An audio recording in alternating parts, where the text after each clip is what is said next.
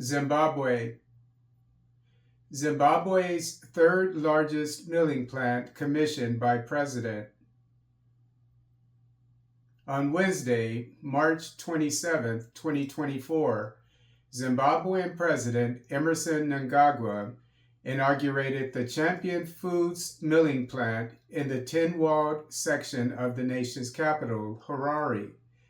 The multimillion-dollar plant, owned by Douglas Kwande and Patrick Mnangagwa, has the capacity to produce 500 metric tons of cornmeal and 200 metric tons of wheat flour per day.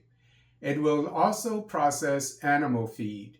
Champion Foods is now Zimbabwe's third largest milling plant after National Foods and Blue Ribbon Foods.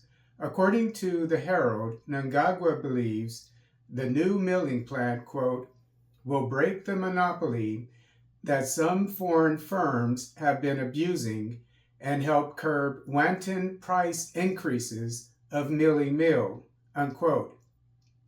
Since the average price of cornmeal in Zimbabwe in 2023 was 50 cents per kilogram, the plant would have grossed $226,796 per day from processing cornmeal during that period.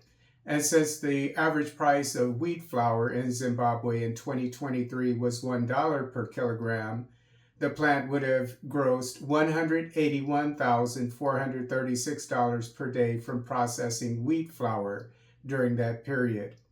As noted by Zim Now, Mnangagwa stated during the commissioning of the plant that since the livelihoods of 70% of Zimbabweans are affected by the agriculture industry, quote, the sector presents great potential to leapfrog the economy, given its capacity to influence the development of various services such as manufacturing, financing, insurance, and logistics, among others.